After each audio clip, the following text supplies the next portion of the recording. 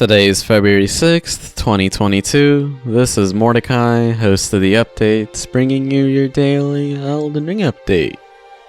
There is no news about Elden Ring today, but I really wanted to make a speculative video that tries to go over all the main biomes and regions of Elden Ring based on the information we currently have. This is mainly because we are now less than 3 weeks away, so there's not much time left before we have all the answers. So I figured it'd be a good idea to go over the game's main areas. Beginning with Limgrave, the area you start at in the game and the place we know about the most. Limgrave can be divided up into 4 sections. Firstly, there's West Limgrave, which is the area we explored in the network test and the one we're most familiar with. Since we know a lot about it already, and for the sake of brevity, I'm gonna move on to Eastern Limgrave.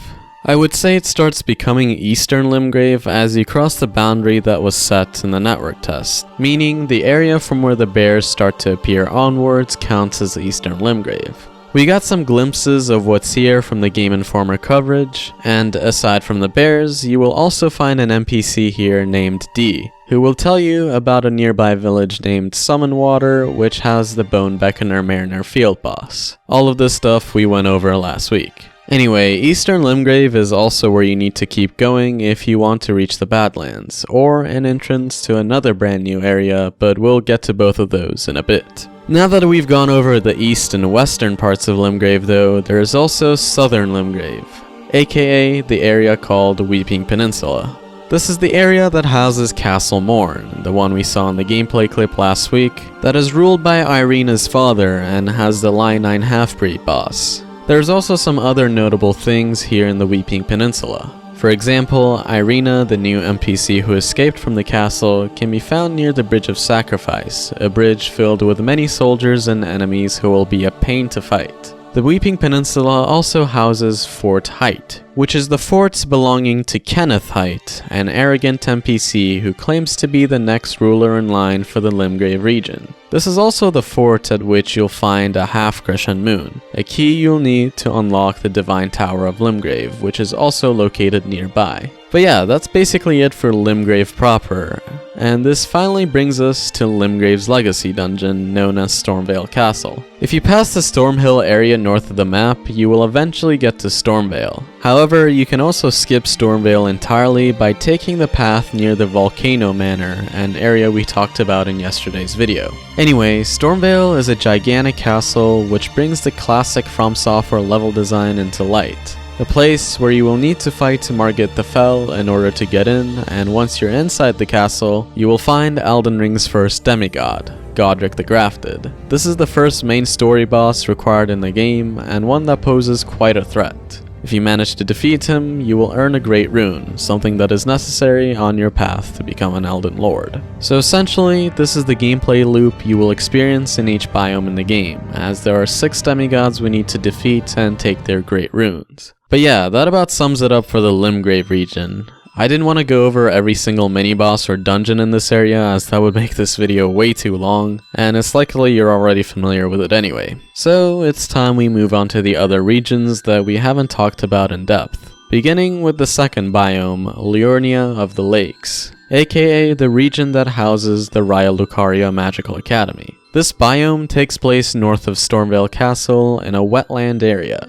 and contains its own unique enemies such as these little frog alien creatures that we see here. Game Informer also mentioned how this area has smaller academy buildings with vertical designs that are very reminiscent of the Duke's archives. They contain their own scholar enemies that are very threatening. Not only that, but this area also has some unique caves with creatures mining glintstone. And speaking of glintstones, you will need a glintstone key, as the door to the Lucaria Magical Academy, the next legacy dungeon, is locked unless you have one. It's unclear what the demigod in this region is, but perhaps it could be the moon boss we saw in the March League trailer last year. Anyway, Lucaria's waters go deeper as you go further along in the region, and it contains many dangerous enemies such as a gigantic lobster that is very fast paced, along with many mages that will give you Shrine of Amana PTSD, and also goblin-headed war machines that will launch fire at you. We've yet to see any of these in action, but it makes me especially excited for this area, as it's a region which you can explore as soon as you get Torrent, because it's possible to skip Stormveil Castle entirely and move on to here if you so wish. But yeah, that about sums it up in regards to what we know about Lucaria or the lake area in Elden Ring. Next up, let's head back down, this time to the Badlands, which is the desert area to the east of Limgrave. This area is initially hinted at by Alexander the Iron Fist, who you find in Limgrave.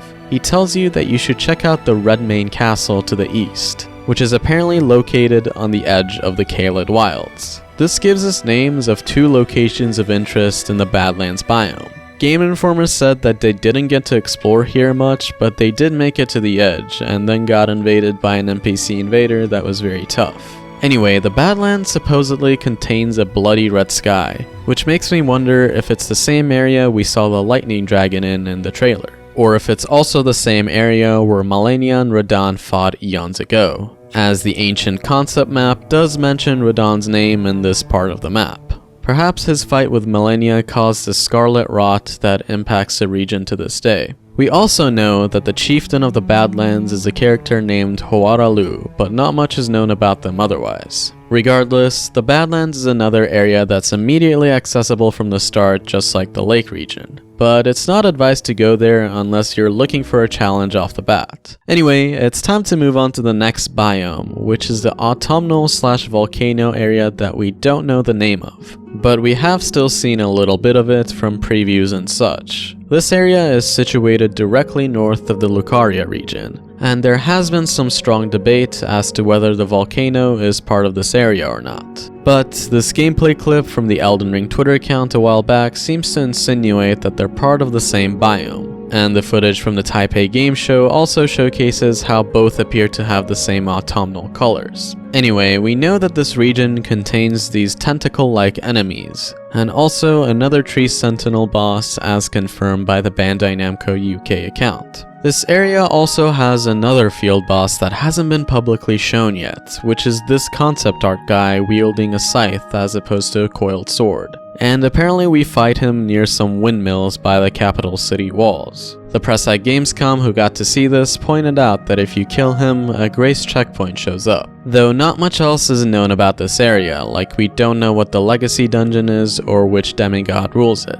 But I believe this area could potentially be serving as a gateway to the Erd Tree capital, as the tree sentinel we fight here appears to be guarding one of the city gates. And we've seen glimpses of these outer walls from the story trailer, as it appears to indicate that these walls are protecting the entrance to the capital. Perhaps this is where the endgame area takes place, and we finally get to enter the Erd Tree, a place where Melina wants us to take her for whatever reason. Though, while we're on the topic of cities, I think we should talk about another one that we know of in the game. So let's head back down to eastern Limgrave near the area where the bears are at. If we keep going around this area, we will eventually reach this mausoleum with an elevator. An elevator that rivals some of those seen in Metal Gear Solid games, and it takes you to the center of the earth. And once you get out, the area name pops up, calling it the Eternal City. A place with a purple sky, a big subterranean stretch that can potentially connect other areas underneath the map, and an area that has many rivers flowing through it. The item description for this spell says that meteorites were very important in the Eternal City, which is now lost underground, implying that it was once on the surface of the land as opposed to being buried beneath it. Which makes me wonder if it was located here on the map, as it looks like some sort of crater struck and caused the city to fall below ground. It would kind of explain why we see glintstone in the mines down there, and perhaps that which commanded the stars, General Radahn, had something to do with this, but we'll have to wait and see. While we are on the topic of stars and skies though, there's yet another area that's seemingly not on the map.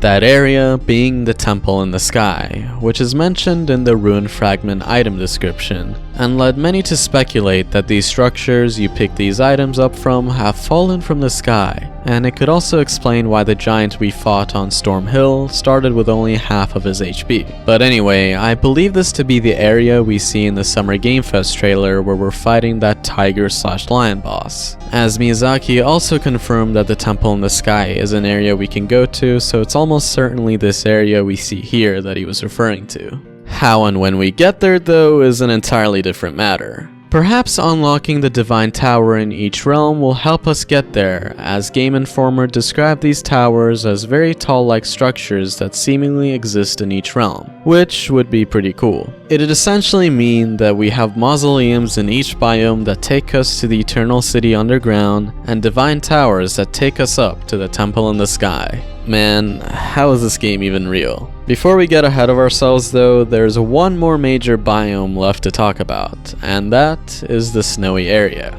Now, we know almost nothing about this area aside from a few screenshots and the concept map telling us that it's positioned in the northernmost part of the map. We've seen glimpses of it here and there, but not much concrete info. We do know that the storyteller from the Game Awards trailer is nicknamed the Snow Witch, so perhaps she's one character who belongs to this kingdom. We do meet her at the beginning of the game, however, as she's the one to give us the spirit summoning bell. It is likely an area that we don't have access to till late in the game though, so that's probably why they haven't shown much of it yet. But anyway, there's also two other areas that I haven't mentioned yet, and this is because these places are not accessible in the lands between, as they exist in their own reality, space and time, and somewhere you can only teleport to. One of which is the Chapel of Appreciation, which is a small building where you immediately start at in the game, and it has nothing in it, except for a tutorial boss named the Grafted Scion that is essentially a scripted death. And finally, the other area is the Roundtable Hold. This is the hub area in Elden Ring that you don't gain access to until you reach the lake biome, but it's a place that houses many NPCs with a bunch of locked doors and many secrets. I talked more in depth about this area in the Game Informer recap video if you're curious, but let's just say this area might rival Majula as the best hub. So yeah, that about sums up all the major areas and biomes in Elden Ring that we know of so far. I didn't want to go into too much detail since it would make this video very long, but I thought it'd be nice to give an overview to you all, to kind of give you an idea of what's in store in this massive game. Let me know what you think about these areas, or if you have any other interpretations or ideas about them, and I'm curious to find out how much we got right, and what new areas will end up surprising us when the game comes out in just under 20 days. So for now, this has been your daily Elden Ring update for February 6th, 2022.